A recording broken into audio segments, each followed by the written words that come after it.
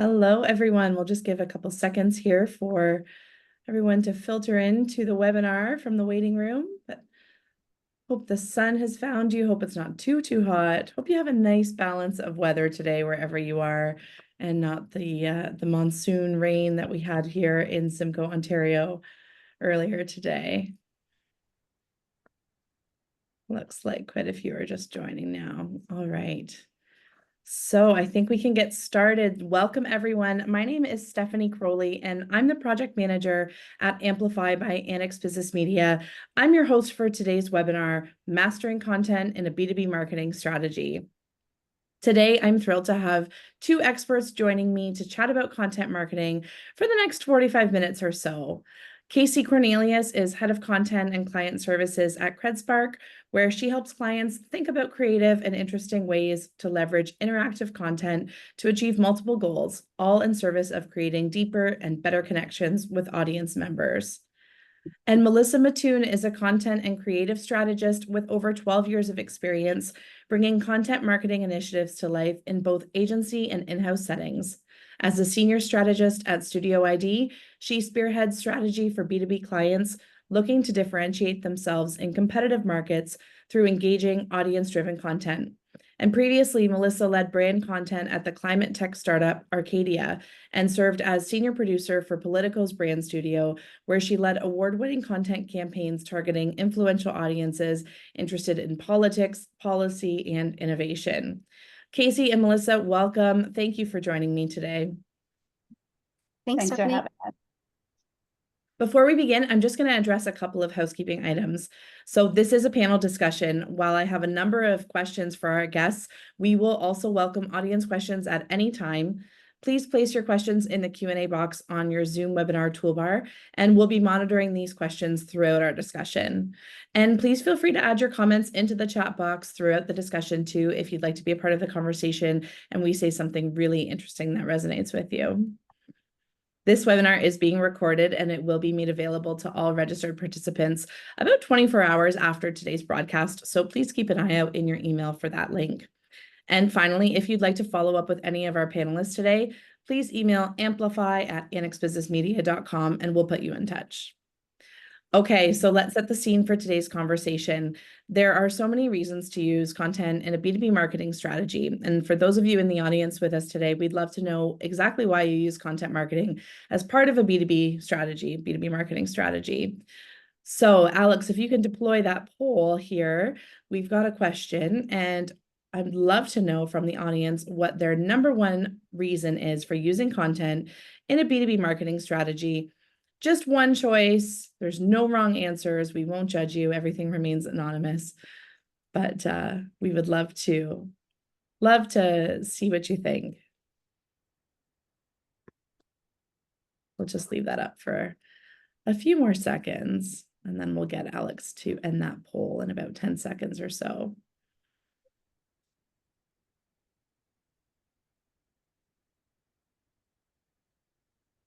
All right, let's see what those results are. Pretty evenly split here, pretty evenly split. So I would say thought leadership and showcasing expertise and innovation is probably number one, with just by a narrow margin there, followed closely by driving engagement and interaction. Casey and Melissa, of the options listed in that poll, I'd love to hear from you what your number one reason is and why, and maybe there's something on that list that we missed. Casey, what do you think? I would say all of the above. I'm a content person from way back and a huge fan of leveraging content as a way to engage an audience, to nurture leads, to generate leads, and to help people see the relevance of the information that you have available for them. So I say lead with content first, foremost, and always. Love that. Melissa, how about you? Yeah, I have to agree. All of the above, all really good reasons. I'll say, when it comes to my clients, I think they all have different reasons for using content. I do think as a practitioner that if you make building long-term trust and credibility your number one reason, and you put that at the heart of everything you do, I think you're likely to result in the other 5 there as well. And so that's typically like where I encourage clients to think first and foremost. I love that. Thank you both. That sets the scene for what we're going to get into today. So let's dive right in. We have a lot of questions to cover. Again, audience, feel free to pop your questions in for us. And audience, ironically, I think is the most important role in a content marketing campaign. I would argue that pretty strongly. So let's talk about knowing your audience first. And I really want to get into how marketers can gain a deep understanding of a B2B audience. Casey, I'm going to go with you for this question first, please. Thank you. So talking about how marketers can better understand the needs of their particular audience. Unfortunately, now I'm going to sound like a really old lady, so bear with me here, but back in the day, before the internet, we had conversations with people. And when we wanted to educate them about something, we talked to them. And with the rise of the internet came all manner of wonderful things, right? I think we can agree on that, some bad things too. But one of the things that happened was that we all fell into this mode of push marketing. And we just wanted to push out content, we push out information, and we push out articles and blogs and white papers. And it became very difficult, if not impossible, to find out what anyone thought of all of that content. And so what we've seen, and really starting in the last, I'd say 5 years, but gaining momentum, I'm now hearing this conversation about, well, we need to put audience first. We need to be audience centric. And I know Melissa and Stephanie have both talked about this a lot. And the reason for that, I think, is because we all want to know, what is our audience thinking? What are they thinking? What do they want? What are they looking for? Are they finding it? Did they like it? Do they want something else? And the easiest way to find out the answers to all of those questions is simply to ask them. And so at QuickSpark, that's what we're working with our clients on first and foremost, is let's go out there and let's find out what is happening with your audience members. So, and then I think that begins a conversation with those people where we can start to continue that by personalizing the follow-up experience based on the information they've told you they're looking for. I love that. Melissa, comments to add to that? Yeah, I couldn't agree with Casey more on this. We're always thinking about where can we put the audience first in everything that we do. And like Casey said, really encouraging our clients to step a bit outside their product, outside their immediate growth goals, and start to think about their customers and what they really need, what's resonating with them, what's their mindset, what type of challenges might they have. To get a little bit into like particulars, we do use a few different methodologies to do that. Obviously, data is really important here, readership, performance data, SEO data, but like Casey said, like there's only so much that can really tell you, right? So we also like to speak to our customers. We do user interviews where we recruit and screen folks that match, a profile of our client's ideal buyer, meet with them more one-on-one, like gather some of that qualitative data. We also, sometimes I think it can be hard for marketing professionals who are really focused on sales goals to step outside those immediate goals, right? So one thing we also do is we bring groups together to do something like an empathy mapping session where, we really put ourselves in the shoes of our audience and we walk through their everyday. What are they hearing? What are they seeing? What are they doing? Who might be influencing them? What are like the bigger picture pressures that are on them? And it's all really about kind of painting that full picture of your audience and who they are as humans, not just seeing them through the lens of, individual data points or, what creative or CTA might be performing best. I think that's a great point. And some of the most successful campaigns that I've been involved in are those pieces of content that really do speak to those pain points and the challenges that the audience is facing. And so when clients can get into their minds of their target audience, their readers, their consumers, and think of them as those readers and consumers and not just clients, that's really when the magic starts to happen, because they start to identify, oh yeah, this is exactly how my company can help with this challenge that this person is facing in that industry. So I really love the idea of empathy mapping. I think that's a great tactic. And of course, you know, first party data does play a role. We can't deny how important that is for sure. So maybe Casey, do you have any thoughts on how content creators and marketers and folks can leverage some first party data to, you know, enhance that content, and, you know, even how maybe some ideas on how CredSpark has used data to personalize content even further? Yeah. So I'll clarify for just a minute that I'm coming at this conversation from a very specific viewpoint, and that is as a person who works with interactive content all day, every day.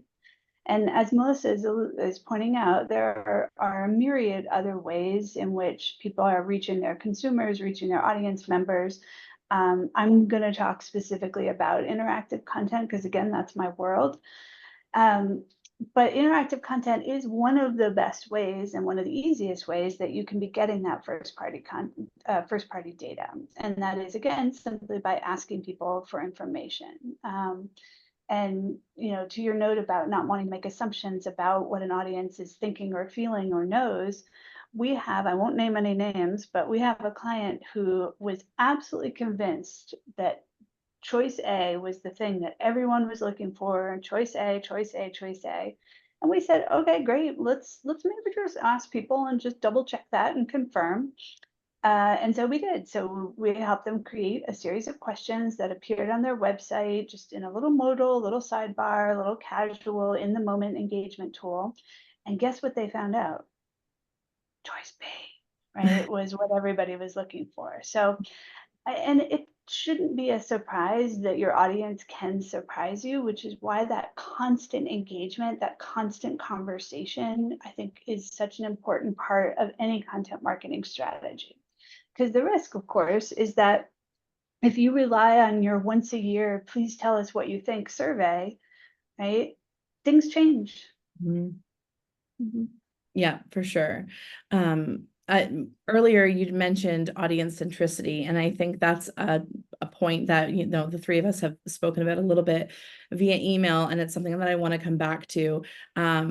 And Melissa and I have something in common in that our studios are part of larger publishing companies where, you know, we have owned media brands that we create content for as well. And oftentimes those audiences, you know, we have the leisure and I guess the benefit of relying on those audiences that we already know as part of, you know, members of a community who consume B2B media content that is already created from our publishing companies. And so when we think about audience centricity and really knowing the audience, you know, we talk about making sure that we're, you know, constantly aligned with their changing needs, because to Casey's point, it changes a lot. But how do we make sure that our audience continues to see us as the resource too? And so when we think about the being audience first all the time, how do we know that we are the first people for the audience to think about too, right? That's kind of that weird little point there. Melissa, do you have any comments on that rambling question of mine? Yeah, no, it's so true, Stephanie. We are a little bit spoiled, I think, when it comes to first party data, because we are, you know, content marketing arms within publications. So, you know, here at Studio ID, we have access to readership data of, you know, 30 different business publications. Obviously, one of the things that we do a lot is just keeping an eye on, okay, what's resonating with readers right now. But I think that, you know, one thing we try to keep in mind is that if you're waiting until you are just seeing, you know, what are the trending topics right now, you're likely going to be jumping into a pretty saturated conversation and potentially, you know, missing out on an opportunity to get in on a conversation a little bit early, establish yourself as a resource or a leader of the subject area earlier on. One of the things that we do to, again, try to sort of meet audience's evolving needs is that we really keep track of how readership is changing over time. So taking a look at how topics might be shifting in popularity from quarter to quarter. You know, has a topic that has never made it into the top 25 trending articles picked up just a few places since last month? Do we see other signals that might point to this topic being top of mind in maybe 2 or 3 months from now? And this can give us a chance to get out ahead of something that is really on the rise before it's oversaturated. It can also help us maybe rethink investing in a topic that seems to have peaked in popularity or is trending down. And that, I think that means also for like creating more personalized content is to think beyond the headline, right? So, like when we're looking at construction dive and we're seeing that construction executives are really focused on content around upskilling or labor shortages, like beyond that, what does it actually say about their mindset? Like what type of concerns might be top of mind? It's not just about building capacity. It's also about they're looking to the future. They're like thinking about succession planning. They're trying to appeal to the next generation. It's bigger than just that single audience data that we're interpreting.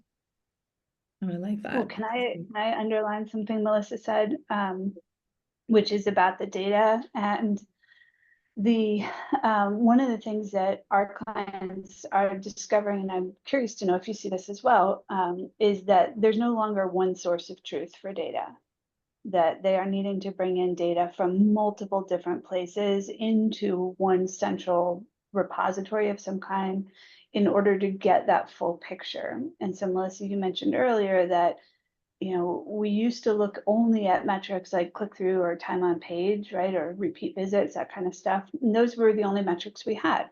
And so everybody put all of their emphasis on, well, we just got to look at clicks. We got to look at clicks.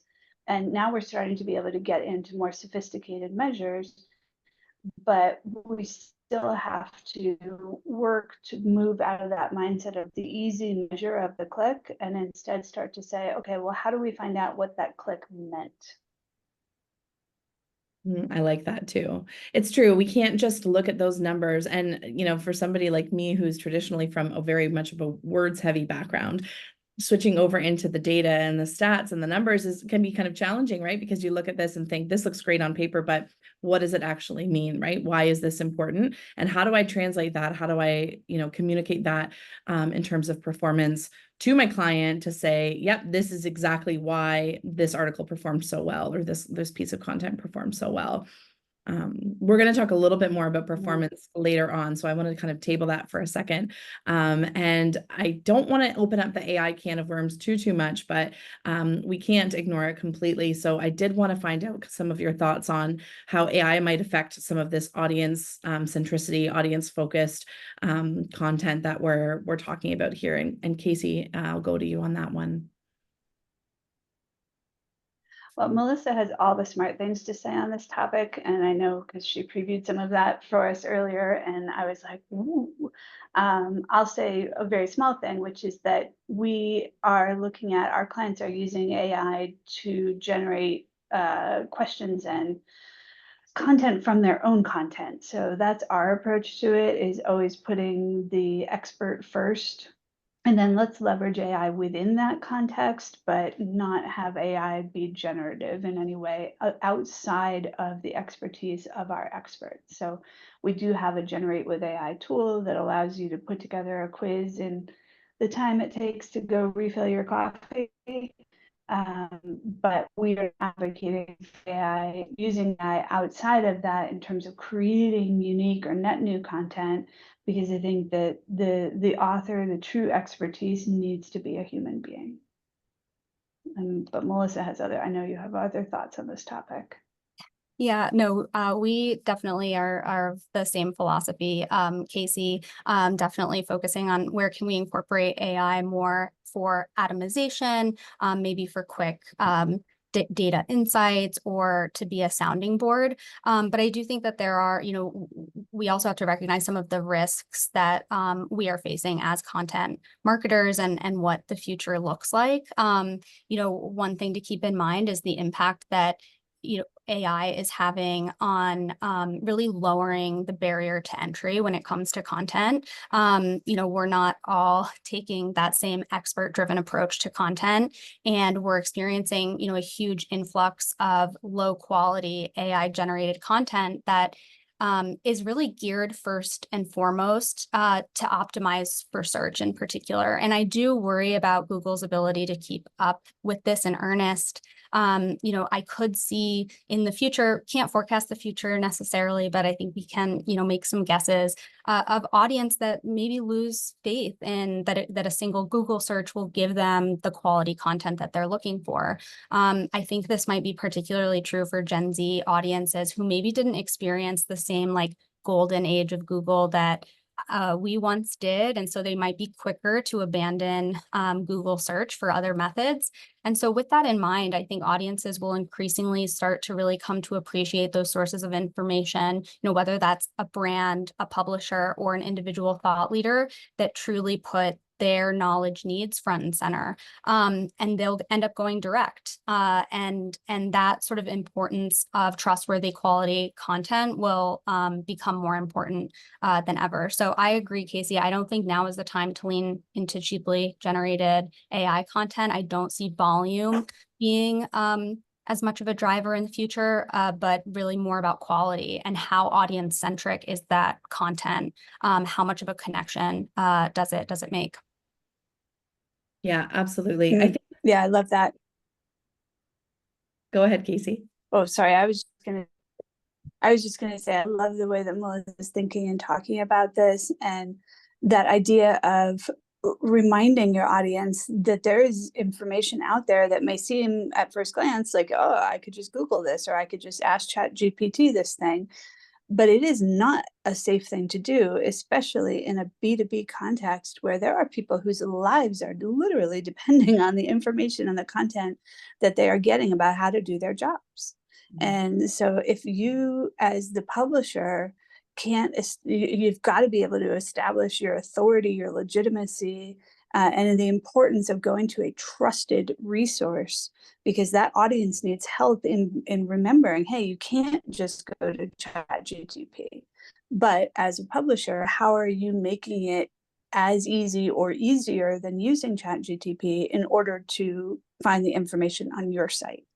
And I think that's the challenge that a lot of publishers are facing right now. Yeah, definitely. And I think from a publisher perspective too, there's opportunities for AI to kind of mitigate some of those particular challenges in terms of, you know, helping with SEO and website algorithms and those kinds of things. You know, there's a lot of opportunity for AI there, but when it comes to content, the trusted resources really are the ones that an audience needs to rely on to find that information to do their jobs every day. And this part of our conversation leads really nicely into my next question about building trust with an audience. And so I really want to highlight some examples or kind of, you know, things that you can think of that content, where content was used to successfully build trust with an audience. What made this so successful? And I'd love to hear your examples of that. So Melissa, maybe I'll go over to you first for that. Sure. So yeah, I mean, we talked about this a little bit already, but I think too often marketers focus immediately first on sort of identifying what their audience's problems are and then immediately inserting their product as a solution. I think another way to build trust early on with audiences, especially those who maybe are not ready to commit to any particular solution just right now, but might be your your customer 6 months from now, is to also acknowledge, you know, what their mindsets are, tap into feelings that they're having in their role. You know, we're in this unique moment in time where I think audiences are pretty fatigued by everything that's going on around them right now, right? Like B2B audiences don't live in a vacuum. Like they're subject to all the craziness of the world around them as well. And so you know, they're looking for these moments of connection, moments of catharsis, if that makes sense.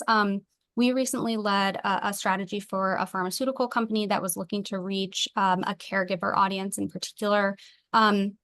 You know, out of all of the resources that we developed for this particular audience, you know, ones that were focused on solving challenges in their roles, uncovering new tools to make their jobs easier. Like the best thing that we did for them was a video series where employees from the pharmaceutical company who were former caregivers themselves sat down with current caregivers spoke openly and honestly with one another about their experiences, and they sort of swapped war stories, and they created some vulnerability and some human connection.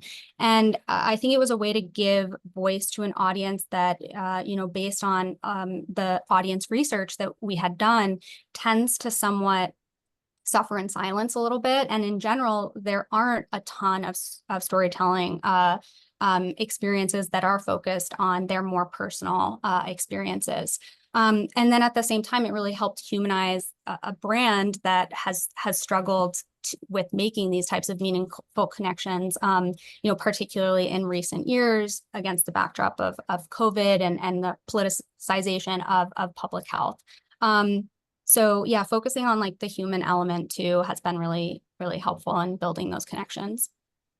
I love that. I think it's so crucial to build. That's the crux of storytelling, right? That's the crux of journalism, in B2C anyway, right? Or in media, we look for stories. We want to hear experiences. And so I think sometimes we think in B2B that because we're business to business, we talk about trades and that kind of thing, there's no room for color, there's no room for joy and pain and all of those kind of emotional connections, but there is, and I think it just needs to be done really well.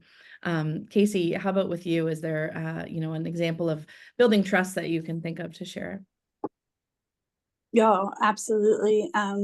So content, the authenticity of content, I think in and of itself will build trust. But most importantly and most effectively when it is clearly relevant to an audience. So I'm going to give you an example. It's a little on the lighter side, which Melissa, that story is, by the way, amazing, because that's exactly what a caregiver needs, right? Is someone who understands. It's such an isolated job, right? You're not, anyway, thank you for doing that important work.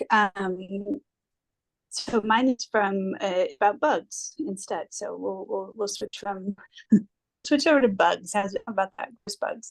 No, we have a client who has a landscaper audience, and so one of the challenges that they issued was just a very simple quiz called "Test Your Knowledge of These Invasive Species." And it involved looking at a set of pictures of either bugs or damage that bug done, and you had to identify the bug that had done the damage or the bug we were looking at.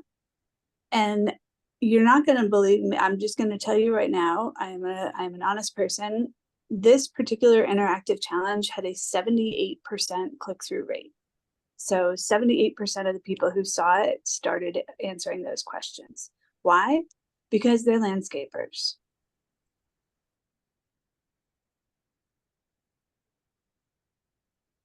Casey, we lost your sound there for a minute. To see, I don't know if you lost me there for a minute, but for them to see an opportunity to show off their knowledge of invasive species, they were all over it.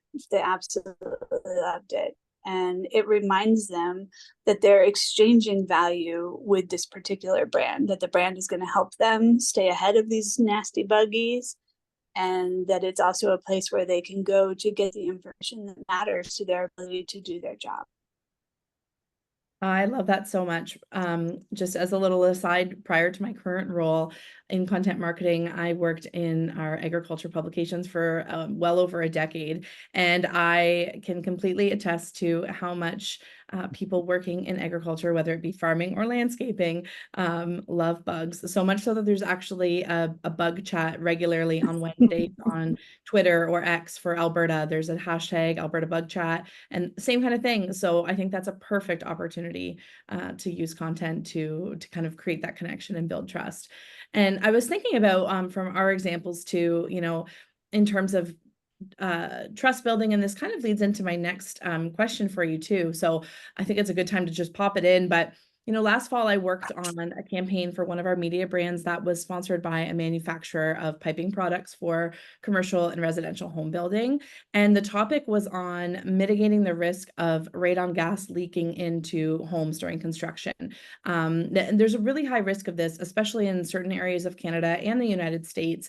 And we really use the sponsoring company's expertise as a highlight, but One of the other ways that we like to add trust into this is by adding in third-party sources as well, where it makes sense. And so for this one, we actually brought in the Canadian Association of for Radon Gas Technologists.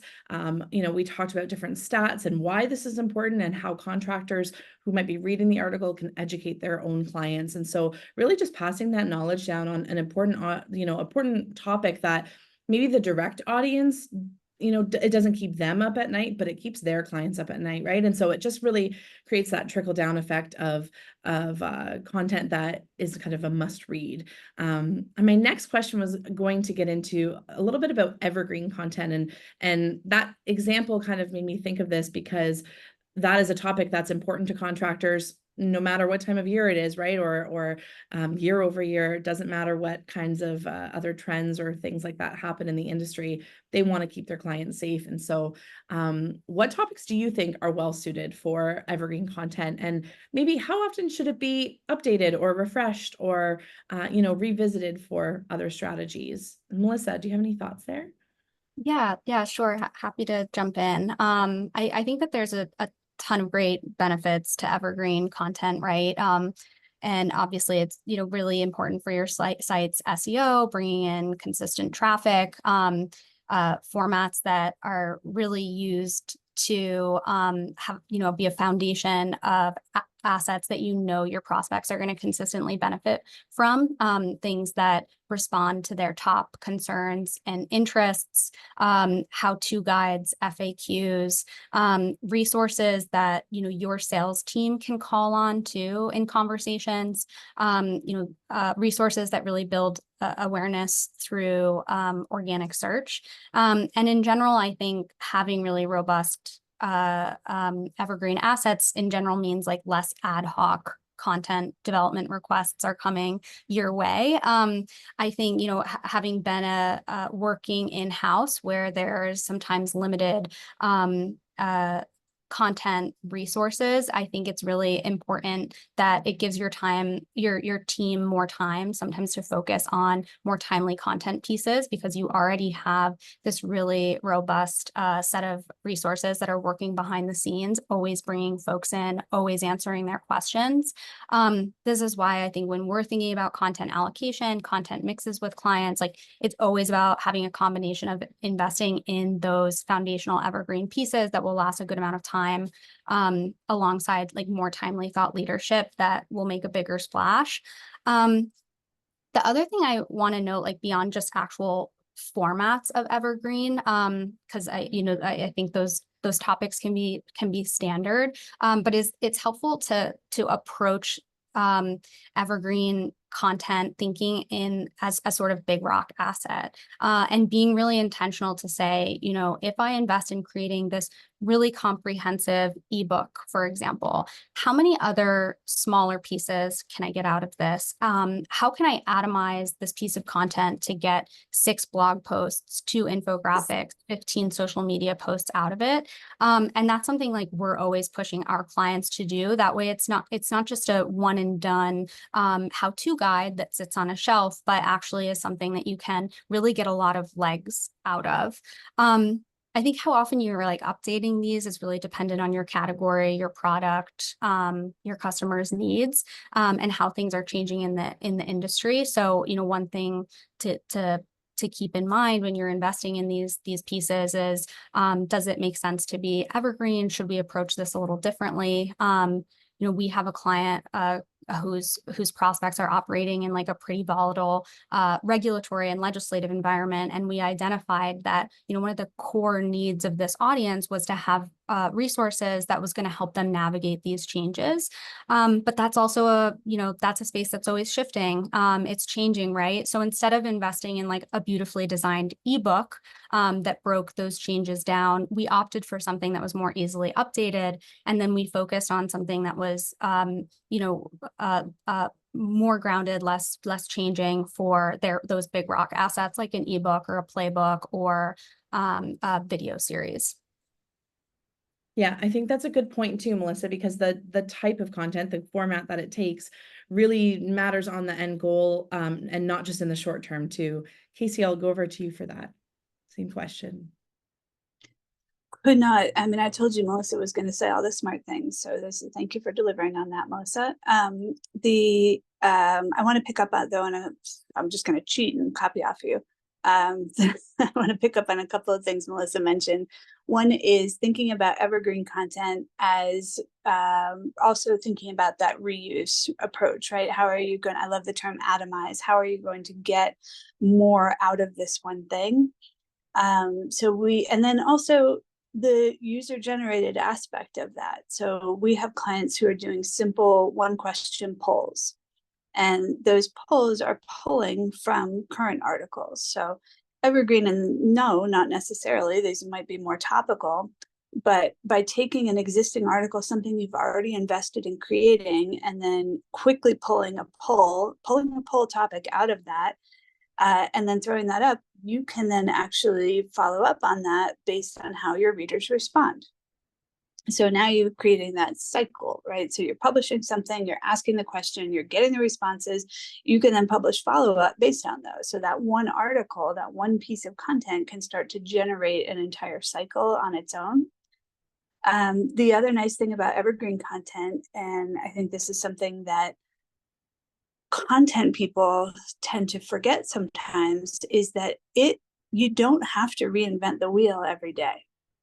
And so when you're going back into your archives and you're looking at what you've already created, you can start to say, okay, well, how is this still relevant? And if it is, how do we refresh it? How do we pull it out and give it a new look, a new spin? And again, that goes back into what we see clients doing on the CredSpark side, which is if you have something that doesn't change very often, like invasive species, for example, or famous women engineers of history, you can write a quiz on that content, and that thing can just sit out there and collect responses for you for years. And the other piece of that is remembering, and I know you guys know this, but remembering that your audience is cycling. And so because you published this quiz a year ago, you can publish it again, right? It's no one who saw it is going to remember, sorry. And B, you're catching new people, right? That this is a constant wave. And so I don't think that reusing content is a sin of any kind. And in fact, I think that it is often a much more powerful tool for reinforcement. I love that. I love that so much, because I think we are constantly trying to think about, yes, let's chase the trend, let's chase the pain point, let's look at exactly what the industry is facing, but it doesn't necessarily have to be a reinvention of the wheel every single time. And I was thinking a little bit about too, in our list of questions here, I've got something about, re-engaging past clients or leads, and evergreen content, while it might not, we might not attract the same audience every single time with that, as you say, Casey, it can still collect those, it can still have a longer shelf life too. So going back to re-engaging those clients, maybe the ones who have already engaged with that quiz that you've put out there, or that white paper or ebook that you've published, what role do you see content playing in terms of that re-engagement, right? Or in not necessarily lead nurturing, but just really having those people come back. And again, this goes back to creating that trust and coming back to your brand as a trusted source. Have you found a particular format that really works well for this, Casey? Yes, and I think this, I'm going to harken back, as always, to that notion of conversation. And so I mentioned the invasive species quiz, which had the unbelievable engagement rate. So, and sometimes people will say, well, yeah, everybody who saw it clicked on it because everybody was interested in it. And so I'm like, right, everybody who saw it was interested in it, and so they clicked on it. That's a good thing. But so now you have an audience who cares about invasive species. And it is very easy to start to ask them questions such as, are you planning to purchase XYZ this year? And interspersing, using your evergreen content as a way to identify potential leads, so lead nurturing or even lead generating, and then lead qualifying them by asking them those ongoing questions, right? So you gave me a fun quiz. I enjoy every minute of it. it is not a hardship for me. It costs me nothing to tell you whether or not I'm going to be purchasing something in the next 12 months. And in fact, if I am going to be purchasing that thing in the next 12 months, I likely need help. And I need to know that I'm making the best decision possible or the best recommendation to my business. Because I don't know about you guys, but my boss, if I came back to him, and he's not on this call, so I'll just tell you right now, he's a terrible person. He is on this call? Okay, well, that's terrible. No, but if I came to my boss and said, hey, I think we should buy this thing, he's going to want to know, well, what does the competition look like? What else did you look at? Why is this the best one? And if I know there's a place I can go and get all of that information and then maybe take the rest of the afternoon off, that's what I want to do. And so giving people the opportunity to raise their hand and say, hey, I need help. Don't just let them scroll through a website looking for things, right? They don't have the energy for that, but instead go to them and say, do you need something from us? If so, what? And here it is. Here's how we can help you. Yeah, I love that. It makes me think of, I think it was one of the big toothpaste companies who had kind of a whole section on their website, one of the earlier examples of content marketing that I remember seeing, where they had, like a checklist or a box of things that you could check for exactly what you're looking for in a toothpaste, and here are all of the comparables. And we see that with all kinds of products in B2C a lot, right? But why don't we always think about that in B2B? Good question. Melissa, over to And I you. think Sorry, Casey, go ahead. No, go ahead. No, I was just going to follow that up and say, I think it's in part because we don't want to risk alienating sponsors, right? And so I don't want to be in a position where, as a publisher, I am perceived to be promoting one sponsor's brands or content over another. And that's a very real concern, and I get that. But if what you're doing is helping surface value propositions so consumers can make more informed choices, if you're presenting it in that manner, then that's a different story. Then you can go back to your sponsor and say, hey, if you're not happy with how you're being represented here, let's take a look at the questions we're asking and the answers that you have to serve up to that. Maybe it's not a good product fit here, but let's go find the audience that is. So that conversation can continue to engender more and more conversation as well. Okay, sorry. Perfect. Yeah, I love that example, Casey. And I love this question, this topic in particular. Want to also note that, like, when it comes to lead nurturing, I think one of the mistakes that we sometimes see our clients making is they really view their audience and their leads in particular through the lens of, like, who's actively looking for my solution, who's in the market to make a decision right now. In your typical B2B market, that really only represents about 5% of your total available market, right? And so content can be a really powerful way to keep your brand top of mind with that other 95% without inundating them with sales materials they aren't interested in. Chances are the first time someone downloads a white paper from your brand, they're not necessarily going to be ready to speak with your sales rep or have a demo, right? And really inundating them with that type of material can somewhat have like the opposite effect, and then they start to feel fatigued from hearing from you. I think this is where, depending on where your prospect is in their journey, instead of sharing a capability document, another case study, asking for a chance to share a demo, like hooking them with information that, again, is relevant to their work and that they would benefit from knowing about. I think one of the best formats for doing that is to showcase something that your company can offer that others cannot. So maybe you share with them a recent report that your team published that used your solution's own proprietary data to elevate a new trend in their industry that they should be aware of, or that can help them kind of benchmark themselves against the competition. Maybe it's a report that pulls in data that, like, only your product has access to, and engage them with a sense of, like, exclusivity. Like, you're sharing with them precious insights that only your community has access to. And so, in this sense, like, re-engagement should really be focused on, like, keeping your brand top of mind as a helpful resource, as a source of insight, and not just trying to force them further into the funnel, because they'll move into the funnel when they're ready, if they feel like you're a good source of information. Yeah, absolutely. One of my colleagues last week on LinkedIn shared a meme that said content was for trust generation, not necessarily lead generation. And it's, trust at scale, building trust at scale. And that resonated so much with me because when you are trusted, you will move into that funnel naturally into those next stages. And I think that's so important to remember. I'm going to look at a few other questions here, but we do have one from the audience that I'd like to address, and that's on gated content. And I think it's a good time to talk about that now here too, just in right along the same lines as what we're talking about. Are we withholding valuable content from our audience just for an email address in 2024 when we talk about gated content? Or would it be more valuable for, for folks to provide that content right up front? What are your thoughts on that, Melissa?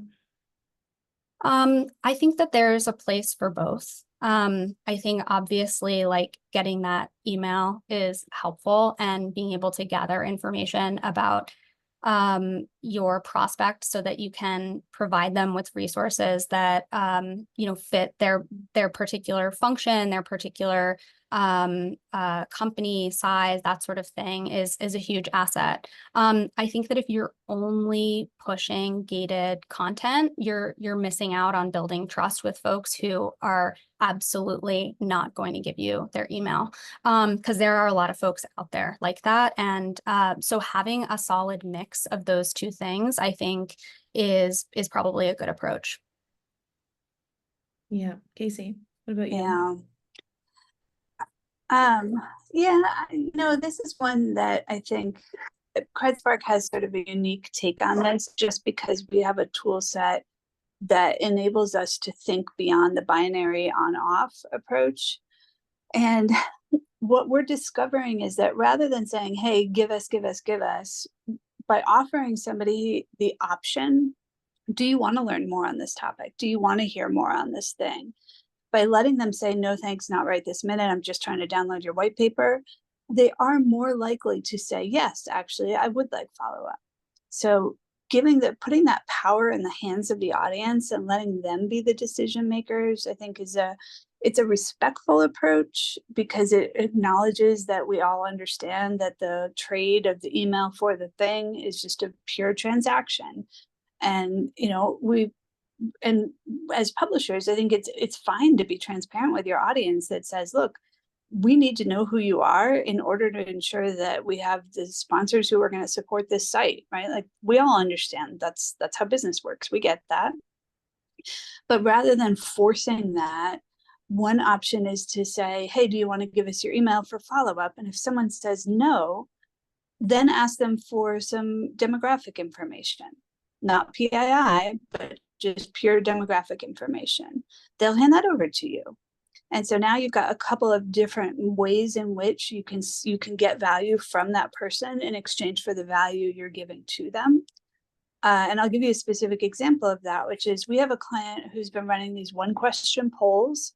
I mentioned this earlier, and a lot of our clients do this. Very simple. Hey, what's your feeling on this? Are you buying this year? What's happening with you? And those provide value to the reader, to the audience member, because they're getting to see how everybody else is doing. It's a norming experience. And after that 1-question poll, before you see the results, they're offering an opt-in. Do you want to subscribe to our newsletter? And I just looked at this right before this conversation, and of the top 16 interactions polls that they're publishing out there, of those who click to answer the poll, 15% of them are saying, yes, I want to subscribe to your newsletter. And why is that happening? Because they saw something in that poll conversation that made them say, oh, I need to stay in the loop here. Mm-hmm. And so I think that option, always giving people the option and not just saying, hey, it's a tit for tat here, is, you might be very surprised by the fact that people will actually raise their hands and say, yeah, please tell me more. Please keep me in the loop on this. I love that. I love putting the ownership back in, or I guess the authority back in the hands of the audience, and letting them decide how they want to interact with you going forward, right? And how exactly what kind of a relationship they want to form here. Really, really like those insights from both of you on that. And I think there can be a good mix in the right cases for sure. We are getting close to our hour mark, and I have a couple more questions here that I'd like to address. So I think I'd like to squeeze a few more in here. I think we'd be remiss not to touch on measuring success, and we did talk about that a little bit, but what are your best ways to measure ROI of content marketing efforts? Casey, obviously with interactive content, you'll likely have a lot more, tangible statistics and metrics that you'll use. But I'd love to hear your perspective on measuring ROI. Yeah, again, this is, I'm evangelical about interactive content in part because of the fact that you can measure it so effectively. But again, it's always going back to that conversation, right? And starting with that notion of, okay, if I ask a person this question and they give me this answer, then what do I want to say back? And then how am I going to know if they like that or not, right? And in a personal conversation, we could look around. Are they nodding their head? Are they walking away, right? Have they called security? Those are things that can happen if a person doesn't want to have a particular conversation. But if they're nodding their heads and they're saying, yeah, let me get one of my colleagues over here, or I want to write this down, now we're able to measure this and say, okay, yeah, we're moving this conversation forward. And so with interactive content, there's a number of metrics there that includes that completion rate, so going from question to question to question. People always ask me, well, what's the right number of questions to have in a quiz? And I will tell you, there is no magic number. It is all about relevance. So we've seen 50 question quizzes with 92% completion rates because the people genuinely cared about the content of that quiz. And then we've seen industry specific challenges where people will spend 3 hours on an assessment of some kind. There was one on veterinary mathematics, which is like terrifying. And they were spending 3.5 hours on average going through this quiz because it was so relevant to them. So I think that when we're going back to this idea of how we're measuring success, it's always going to be based on an action. And it just happens that with interactive content, we have a lot more actions to measure, especially those click-throughs at the end of something, right? Where's that conversation going? What's that person doing next? Excellent. I love that. I think that's a unique perspective, and that might be a little bit different from what Melissa might have to say in terms of, and not to put words in your mouth, but just in terms of creating content on behalf of clients where you can't necessarily measure their ROI for them if you don't have access to all of their, their websites and their social channels and things like that. Yeah, thanks, Stephanie. Without like getting too bogged down into the weeds, I think there are, of course, like standard KPIs, measurement frameworks that we're setting up for clients, to understand how content is performing in terms of organic traffic, time on page, is it being shared on social media? Is it a gated asset? How many leads is it generating?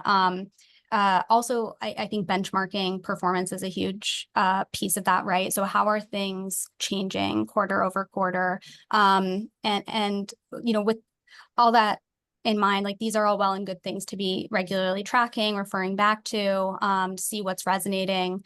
But I will say, like, there is still that $1 million question that our clients keep coming back to, which is how is this piece of content moving the needle in terms of conversion? And, unless you're dealing with a gated asset or a really bottom of the funnel asset, it's just not really a simple question to answer for some of those more like top of funnel brand awareness building pieces, right? And one of the things that I always try to remind clients is that you could have a killer blog article that brings in hundreds of thousands of page views each month through really top-notch SEO. But if those readers aren't your target audience, if you're not moving them beyond that page, it's not necessarily making an impact.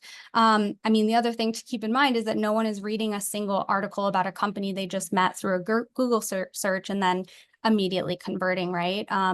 Especially in the B2B space where the average buyer is consuming something like 12 or 13 pieces of content before they ever buy. And so that's not necessarily like a helpful answer, I feel like. But one of the things that I try to, encourage my clients to do is education for the folks who control our budgets, who maybe aren't content marketing experts, who don't have that same context. Always kind of reinforcing to internal stakeholders about some of the limitations of putting too much emphasis on that conversion impact of content, especially top of funnel. And that's something that just needs to be reinforced over and over. And I think the more you share your philosophy on like big picture and also share industry standards and benchmarks that point to like the importance of a robust approach to content across the entire knowledge journey, I think the more success you'll have over time, but it has to be like an ongoing conversation, unfortunately. It's so true. It's such a long game. And that's something that I think, we expect immediate results when that's just our society today. We are a quick serve society. We want immediate access to things. We want the fastest internet connection. We want, a service on every corner. We want all of those things, and we want immediate results for everything that we do. And that just doesn't always translate with content. And so remembering that it's a long game, that there are important benchmarks that we can measure, but sometimes they aren't indicative of the entire picture. So I think that's a really good piece of advice to keep in mind. All right, as we get close to that 4 o'clock hour, I have 2 more questions that I'd like to finish, and these should be kind of quick ones, but maybe not. So I'm going to ask you both to consult your crystal ball for a moment and just kind of tell me what you see as the next big thing that content marketing, that we'll see in content marketing that marketers should be aware of. Melissa, I'll go with you first for that one. Sure, thanks. Yeah, not necessarily sure this is like the next big thing, but I think as we mentioned a little bit earlier when we were talking about AI, we're going to be navigating, a whole new level of content and topic saturation, right? And in my mind, I feel like what that means is that now is not the time to play it safe with content. I think audiences will increasingly respond to those brands that are taking bigger swings, whether that's exploring more interactive type formats like Casey's been sharing, those that are taking maybe like a more provocative approach to really well-covered topics, or, better yet, those that are trying to start a new conversation. I think it's the brands that are really comfortable with taking some risks, experimenting, and really going off the beaten path that will, be rewarded in this sort of new landscape that we'll be operating in. I love that. Casey, what does your crystal ball say? Yeah. My ball says Melissa is right. No, I think that's a very, very smart way of looking at this. And I think, again, as a content person from way back and as a huge believer in the importance and value of content, what I can also tell you is that as humans, we expect content to be free. And for better or for worse, we just expect to be able to go to Google, back in the day, you could go to the library, right? So there's always been a place where you could go and get information. However, what is the thing that people will pay for? It's expertise. And so if I wanted to, let's just say hypothetically, get in shape, I know how to do that. Right? I could get a book from the library. I could get a workout plan from the internet. I could hire a personal trainer on TikTok just by watching video every day. Is that plan going to work? No. Why not? Because there's not another human being involved in that who is going to literally force me to be a part of this workout experience. And so that notion of expertise, of having a person on my side who's helping me, coaching me, guiding me through this whole process, I will fail unless I have that. And that is the thing that people pay for. So we could do it on our own, but we're not going to, or at least I'm not going to. I don't know about you guys, you're probably much more disciplined. But I expect that content, I want to know, I want to see videos, people doing exercises. I want that content to be free. But when it comes to actually getting the job done, I understand that I'm going to have to pay for that expertise. And I think that brands who really lean into that and say, hey, look, we're not just here to serve you up the same information you can get from any news source or by asking the internet about it. We're here to tell you what that means, what the importance of that is, what it means for you specifically, how it's going to impact your job. What do you need to do about that information? That level of expertise, I think, is what's going to make or break publishers in the coming years.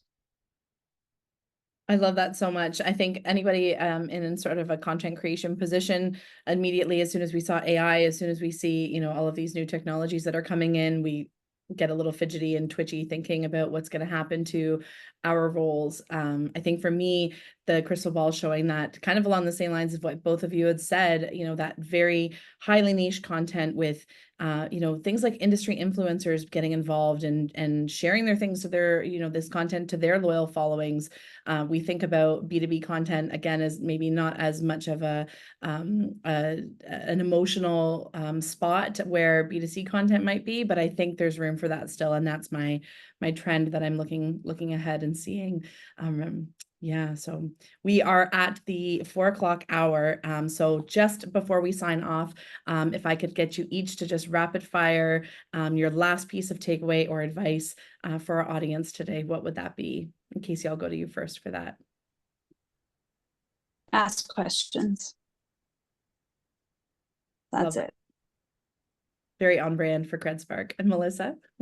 I think it would just be to remember that there's a human at the end of your content, and you know, don't leave all the fun to the B2C marketers. Yeah, don't take yourself too seriously. Love it. Love that. Casey and Melissa, I can't thank you enough for joining me today for this conversation. It has been so awesome. As I predicted it would be, my crystal ball is often right. And I really appreciate your time and your insights and sharing all of your wonderful knowledge with me and with our audience today. So thanks so much. And for our audience, thank you for joining and participating, for sending in your questions. Be sure to stay tuned for the recording of this, because I'm sure there's lots of other insights that you're going to want to rewatch and re-listen to. But until then, we will see you around, and have a great afternoon, everyone. Thanks so much. Thanks all. Thanks, Stephanie. Thank you, Melissa. It was a pleasure. Appreciate it. Take care. Take care, everyone. Bye.